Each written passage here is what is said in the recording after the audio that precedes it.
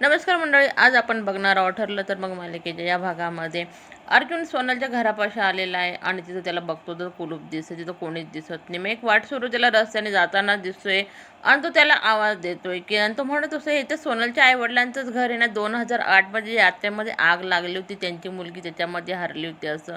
मग तो वाटसरूच्या लक्षात येते की हो, ते लगेच होच म्हणता हो हो तेच त्यांचंच घर आहे, पण ते काही इथं राहत नाही. त्यावर अर्जुन म्हणतो तुम्हाला माहिती का ते कुठं गेले? त्यावर ते म्हणा नाही नाही, त्यांची मुलगी सापडली नाही ना. मग ते खूपच हताश झाले, तेव्हापासून ते इथं राहतच नाही, ते कुठे गेले हे कोणालाच माहिती नाही.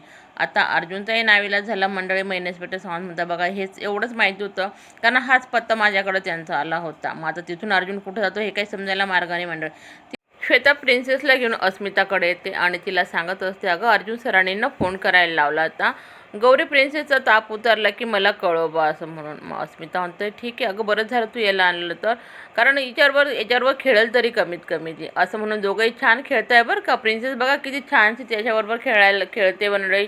आणि इकडे लगेच अस्मितानं अर्जुनला फोन लावायला घेते आणि अर्जुनही फोन बघतोय, त्याला दिसतंय की अस्मिताचा कॉल आलाय, पण अर्जुन काही उचलत नाही प्रेक्षकांना. श्वेताचं हे प्लॅनिंग असतं की जेणेकरून अर्जुनने जर फोन उचलला तर मग तो अस्मिता त्याला विचारेलच की तू कुठे आहे, आणि मग तिलाही कळलं बुवा असं.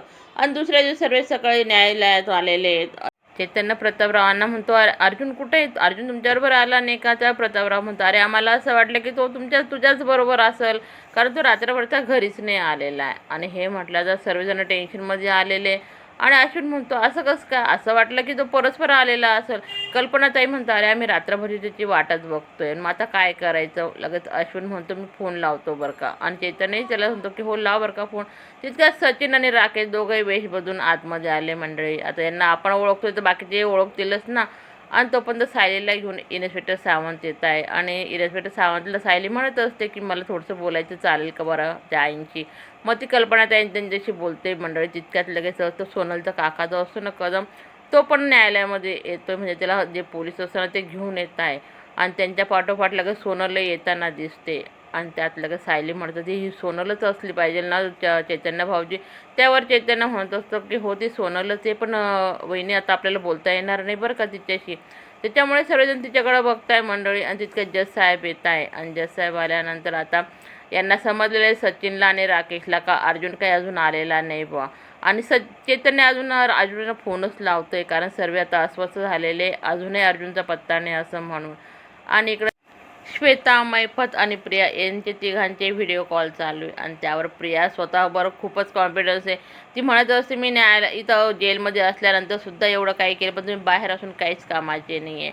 तिथं काय चालू असेल कुणास ठाऊक. त्यावर मैफत तिला म्हणत असतो हे बघ तू जास्त शहाणपणा करू नको बबली, तुला असं वाटत असेल तुला थोडंसं काय डोक्यावर घेतं तर तू काहीही बोलायला बघशील. आणि तितक्यात प्रिया सायलीशी बोलतच असते, तोपर्यंत तिला सायलीला म्हणत असते की हे फोन कट कर, तुझ्या मागं कोणीतरी दिसतंय बरं का. यावर मैपत लगेच म्हणतो अरे नाही नाही, मेसेज आला आहे सचिनचा का अर्जुन अजून आलेला नाही आहे. आणि तितक्यात लगेच जज साहेब असताना ते हिअरिंगला सुरुवात करायला लावत आहे, चैतन्याला सांगताय. पण मग चैतन्य लगेच जज साहेबांना सांगतोय की ॲडव्होकेट अर्जुन सुभेदार अजून आलेले नाही, ते थोडेसे बाहेर गेले पण थोड्या वेळात येतील असं आपण त्यांची वाट बघू. पण शिंदे वकील लगेच उठून सांगत असतात की नाही नाही, असं कसं काय, हा तर वेळेचा अपमान झाला ना न्यायालयाचा असं ते म्हणत असतात. आणि ते म्हणतात की आम्हाला पुढची तारीख द्या बरं. आणि इकडं प्रिया टेन्शनमध्ये आलेली, कारण प्रियाला माहिती आहे जेव्हा अर्जुन वेळेवर येत नाही, तो लेट कधी आला ना तर तो काही ना काहीतरी प्रूफ घेऊनच येतो. म्हणून ती म्हणत असते की म्हणजे अर्जुन अजून आलेला नाही याचा अर्थ असा आहे की त्याच्याजवळ काहीतरी त्याला सबूत मिळालेला असेल आणि म्हणूनच तो उशीर झाला. तितक्यात प्रियाच्या व्हिडिओ कॉलमध्ये अस्मिता येताना दिसते आणि ती श्वेताला लगेच म्हणते ए फोन कट कर, तुझ्या मागं अस्मिता येते असं म्हणून ती घाबरून पटकन फोन करते. पण तोपर्यंत अस्मिता तिच्या जवळ आहे, त्यांची जोरात तिला आवाज देते मागून. ती घाबरून तिचा मोबाईल खालीच पडतोय प्रेक्षकांना. तोपर्यंत तिकडे जज साहेब पुन्हा रिटर्न येतात आणि ते सांगतात 1 तास झाला आपण अर्जुन सुभेदारांची वाट बघितली, पण त्यांना वेळेचं बंधनच नाही, तुम्ही तर पुढची तारीख देतो. तितक्यात तर लगेच अर्जुन सुभेदार बाहेरून आवाज देतात की जज साहेब थांबा बरं का, मी आलोय असं म्हणून. आणि ते लगेच येत आहे आतमध्ये. आणि आतमध्ये आल्यानंतर हे दोघांचाही चेहऱ्याचा रंग उडला आहे, सचिनचा आणि राकेशचा.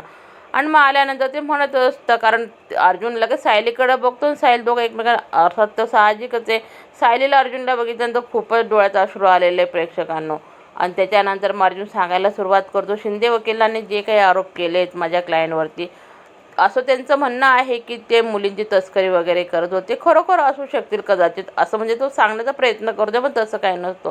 पण लगेच तो नंतर फिरून सांगतो की हे सर्व चुकीचं आहे आणि त्यांनी कुठल्याही गोष्टीची शहानिशा केलेली नसताना चुकीचे आरोप माझ्या क्लायंटवर केलेले आहे. आणि आता पुढील भागामध्ये आपल्याला समजणारं प्रेक्षकांनो, कारण अर्जुननी काय आणलेलं आहे आणि तो सत्य आता पुढील भागामध्ये आपल्याला सांगेल. व्हिडिओ आवडला असेल तर व्हिडिओला लाईक करा, चॅनलला सबस्क्राईब करा. धन्यवाद.